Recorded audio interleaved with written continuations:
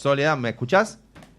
Sí, estaba ahí, estoy acá. Bien, listo, excelente. Ya no sabía cómo estirar más hasta que estuvieras al aire. Lo logramos. Che, ¿qué laburazo te mandaste? Ay, gracias. Laburazo, porque hay una cantidad de data, de recorrido de la historia al presente.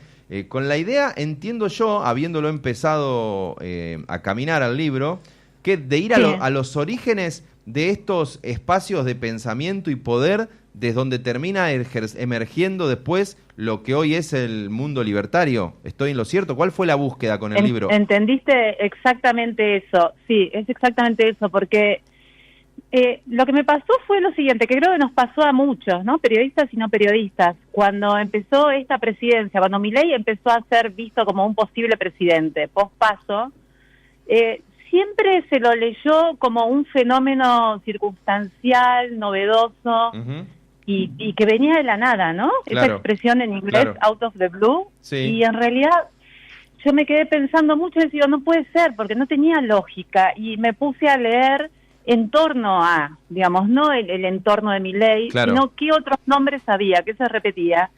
Y ahí empecé a ver nombres que están no necesariamente trabajando en política, pero sí que vos empezabas a ver que aparecían en, bueno, ahora, los 2020 y pico, en 2000, en los 90, en los 80, en los 70.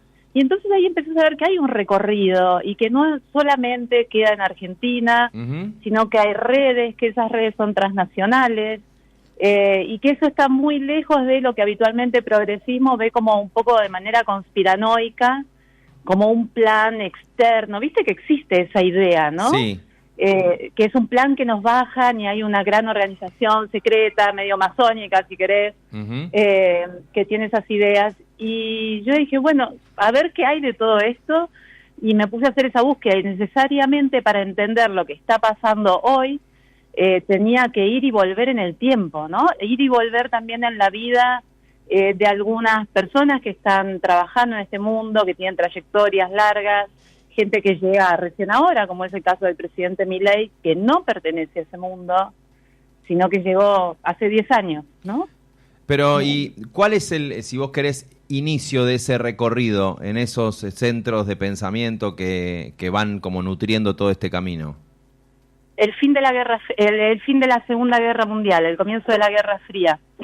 Cuando después de la guerra los estados, básicamente europeos, empiezan a aplicar políticas de estado de bienestar, y un poquito antes también, Claro. ¿no? Cuando en Estados Unidos con el New Deal se empiezan a poner en práctica las políticas de Keynes, digamos, las ideas que Keynes estaba desarrollando teóricamente, que todavía no estaba tan sistematizado. Sí. Hay un grupo pequeño pero intenso de economistas, básicamente economistas, también había divulgadores.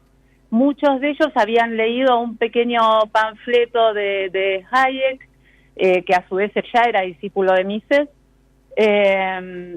y empezaron como a decir, bueno, pero este camino del estado de bienestar y las políticas de un estado intervencionista nos van a llevar al autoritarismo, tenemos que evitarlo. Y todo este discurso que escuchamos hoy de colectivismo, sí, igual comunismo, igual socialismo, etcétera, igual izquierda, empezó a desarrollarse en ese momento. Entonces, en el 1946, se crea el primer gran think tank que todavía hoy existe, que se llama The Foundation for Economic Education, la Fundación para la Educación Económica, que era un espacio pequeño, muy bien fondeado por un par de señores, de magnates. Claro. ¿Cómo es el nombre? The Foundation for Economic Education. Ok. Está en Estados Unidos, tenía sede en una mansión muy linda en las afueras de Nueva York. Hace unos años se mudaron a una oficina moderna en Atlanta y cambiaron bastante la estructura. Pero la idea es básicamente la misma, introducir a gente joven, claro, a un sistema de pensamiento libertario, ¿no? Formar cabezas jóvenes, formar mentes nuevas que después, estos son planes de mediano y largo plazo, claro, que después puedan intervenir en políticas públicas, en el Estado, en los medios de comunicación. O sea, es loco porque lo que vos detectás, que yo ahí vi en el libro, que es lo que estás diciendo, de que aparece como una primera reacción a todo el dominio en la discusión pública que había generado la mirada más keynesiana a partir del New Deal. Entonces aparecen estas primeras fundaciones y es una reacción. Y si vos después haces un salto en el tiempo el día que Milei llega a lo de Fantino, por primera vez, va con un mensaje y se pone a pelear contra el libro de Keynes. O sea, hace todo ese recorrido. Es el día que se pone loco, ¿no? Claro, sí. El día que aparece como por primera vez empieza a medir. Sí, exacto. Ahora, a partir de ahí empieza a haber una especie de irradiación hacia un montón de fundaciones que incluso llegan hasta la actualidad, desde la Fundación Atlas, la Fundación Heritage, son como distintas líneas que se van abriendo desde aquel origen.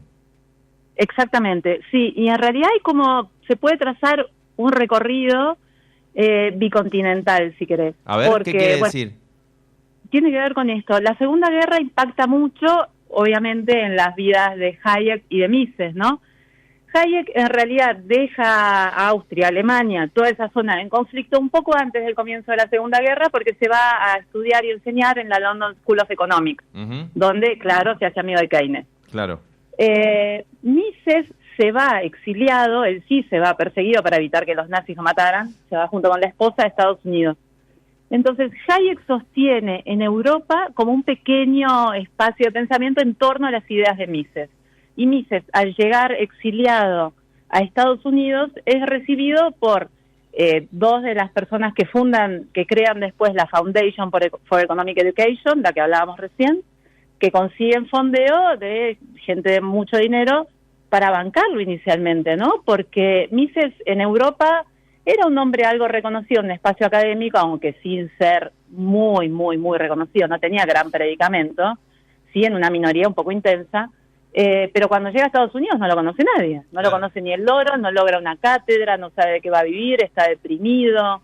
Entonces hay un grupo de jóvenes entusiastas con sus ideas que lo ayudan a instalarse, y uno de los modos de ayudarlo a instalarse es a través de la creación de estos espacios en los que él predica, digamos, ¿no? Generan nuevos grupos donde él enseña. Una de estos magnates que bancan la parada, de hecho es el que banca que él tenga una cátedra en NYU, en la Universidad de Nueva York. Y entonces así, a medida que va generando apoyos privados, va empezando a producir de nuevo académicamente. Y a partir de ahí hay conexiones con Latinoamérica, con poca gente, pero bastante clave, qué sé yo, pienso en unos mexicanos, en Velasco, o en Venegas Lynch padre, claro, que es el abuelo del diputado Berti y del recién electo diputado Joaquín, que estaba conectado por cuestiones de afinidad social, ¿no? Sí, vos ponés ahí que en el 56 Venegas Lynch viaja y participa de una especie de agasajo.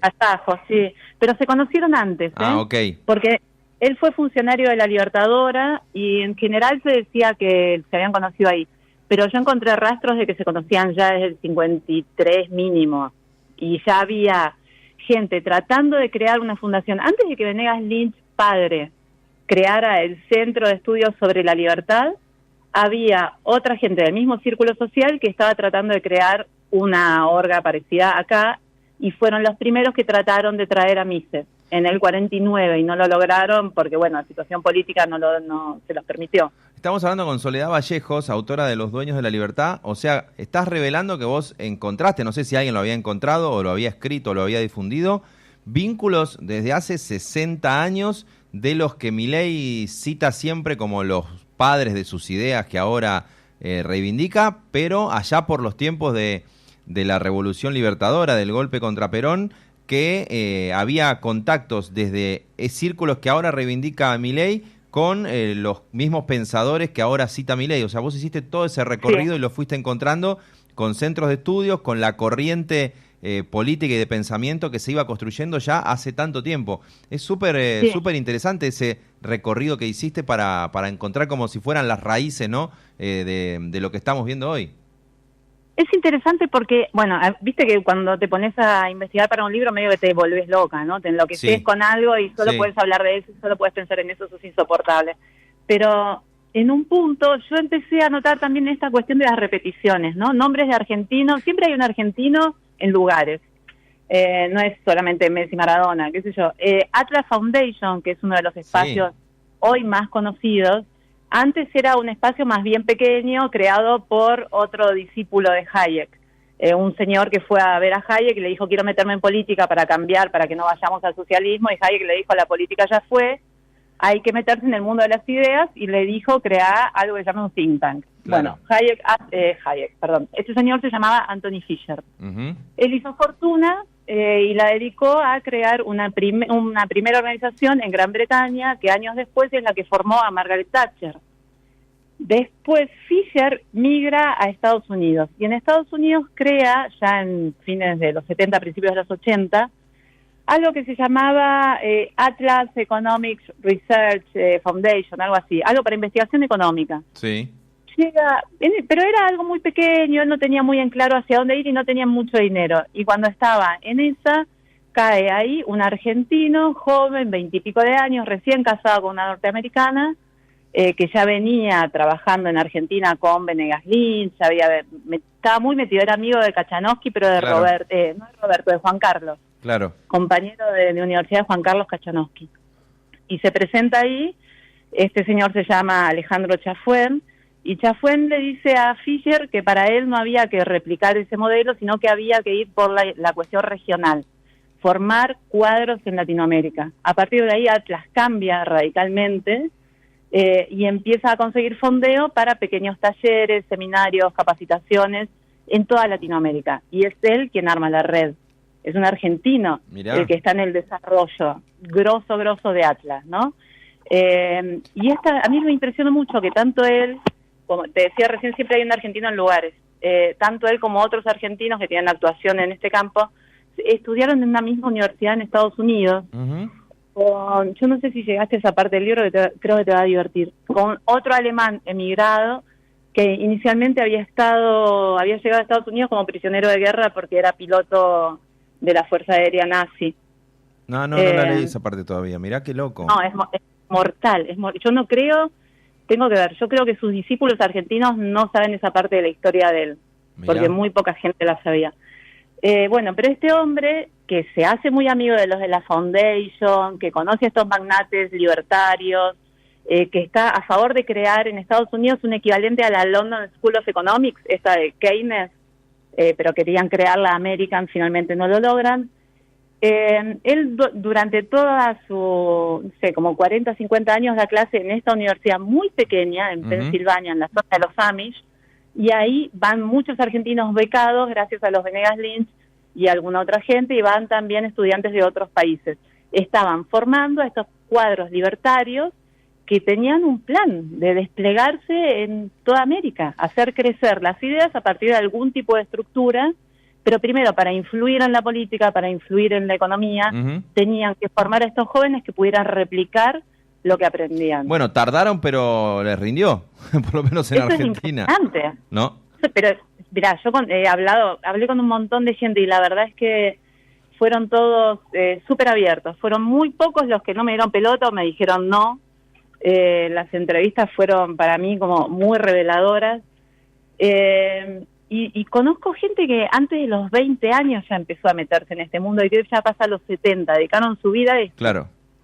Y es sorprendente, para mí, digamos, lo que más me alucinó fue darme cuenta de que podés transcurrir toda tu vida como en penumbras y de repente llega el momento. ¿Y qué pasa con eso? ¿Qué les pasa a ellos y qué pasa con el entorno? ¿No? Porque hay todo un mundo de la política, de la academia, que no vio lo que estaba pasando, que no vio que estas trayectorias se estaban cuajando, si querés, claro, ¿no? Que estaban llegando a algo.